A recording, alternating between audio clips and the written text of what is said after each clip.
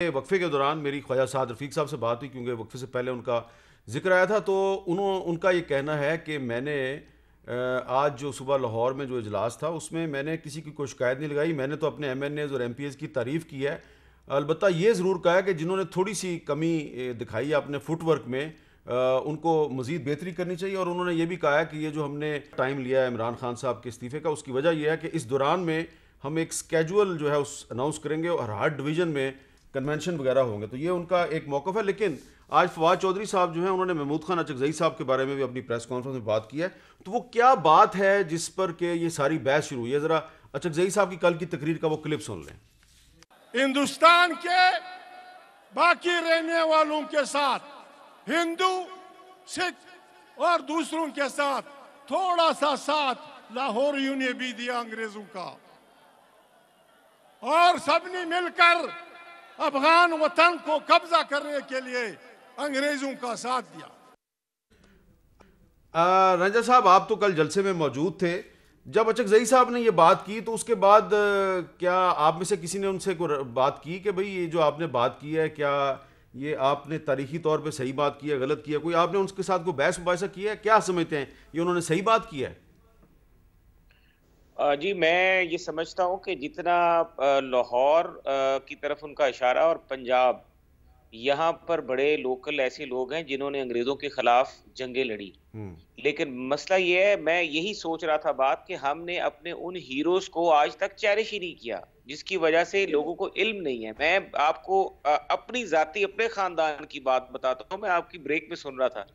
मेरे ख़ानदान में 18 लोगों को अंग्रेज़ों के दौर में सज़ाए मौत दी गई थी। और दी इसलिए गई थी कि हमने जो जबरी भर्ती थी पहली जंग अज़ीम में खिलाफत के खिलाफ, हमने वहां पर अपने बंदे देने से इनकार किया था, और एक अंग्रेज फौज का तहसीलदार मेरे गांव में कत्ल हो गया था। और उन्होंने हमारे खानदान का एक भी मर्द बंदा नहीं छोड़ा था, मेल, और उन्होंने बच्चे रह गए थे जो भाग गए थे। ये पूरी उस इलाके की एक मशहूर एक कहानी है, और लोग आज भी उस दलेरी की दास्तान का जिक्र करते हैं। खरल साहब हैं पंजाब में, एक अहमद खान खरल खरल, साहब, अहमद खान अहमद खरल। खान खरल साहब। अहमद खान खरल ने एक रिजेंटमेंट की तहरीक चलाई थी। बिल्कुल। हमारे साथ अंग्रेज ने क्या किया, हमारी तो उन्होंने कोशिश ये की कि उन इलाकों में जहां पे ऐसे लोग थे उनको सफा हस्ती से मिटा दिया जाए, ताकि ये किसी को मोटिवेशन ना मिले कि इनके खिलाफ लड़ना है और उठना है, आवाज उठानी है। अब ये बदकिस्मती से अचकज़ई साहब के पास कहानी ये गई है कि पंजाब के जितना पंजाब के लोग लड़े हैं, मैं समझता हूं उनको तो इसलिए खत्म किया गया क्योंकि ये फर्टाइल इलाका था। यहाँ पर जब भी ऊपर से एक हमलावर आता था तो वो यहाँ से फीड होके फिर वो दिल्ली तक पहुंचता था।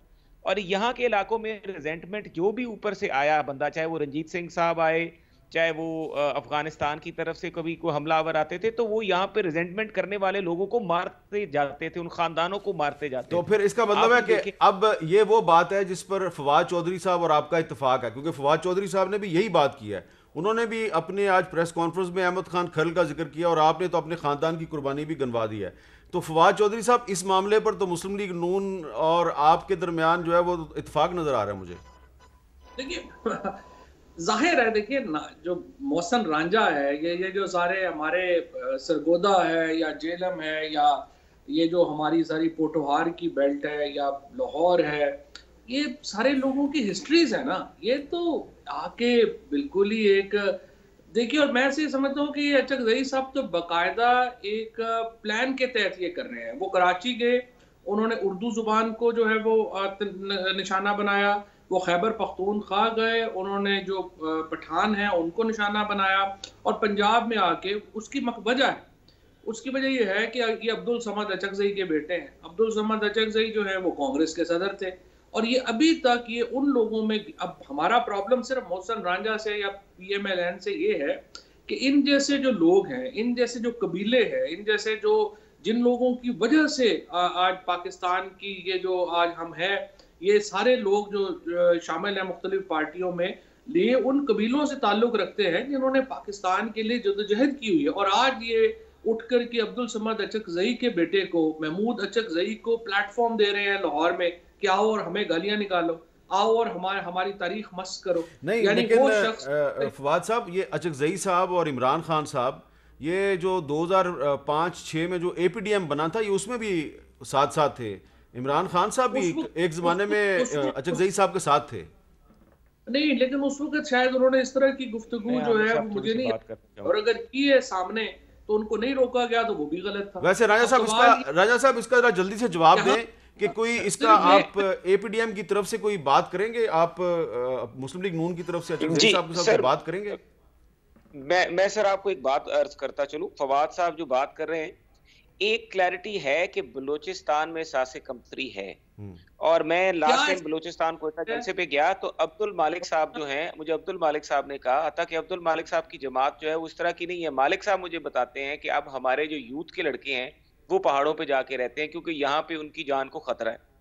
तो अब मैं ये समझता हूँ कि चाहे वो वो बात बिल्कुल अचकज़ई कर ठीक रहे है, हैं, चाहे वो लेकिन मालिक साहब कर, लेकिन हिस्टोरिकल पर्सपेक्टिव में जो बात की जाए वो दुरुस्त होनी चाहिए। मैं उससे डिसएग्री करता हूँ। मैं आपकी बात से एग्री करता हूँ बिल्कुल कि ठीक है, उनको बहुत बहुत शायद इन शुक्रिया, चीजों का बहुत बहुत मामलात शुक्रिया का पता नहीं। फवाद चौधरी साहब, बहुत बहुत शुक्रिया मोहम्मद रांझा साहब। दोनों ने ये कहा है कि महमूद खान अचकजई साहब ने जो पंजाब के बारे में और ख़ास तौर पे अहले लाहौर के बारे में जो बात की वो तारीख़ी लिहाज से दुरुस्त नहीं है, और रांझा साहब ने अपने ख़ानदान की जो कुर्बानियाँ हैं वो बताई हैं और इनका ताल्लुक सरगोदा से है और सरगोदा पंजाब में है।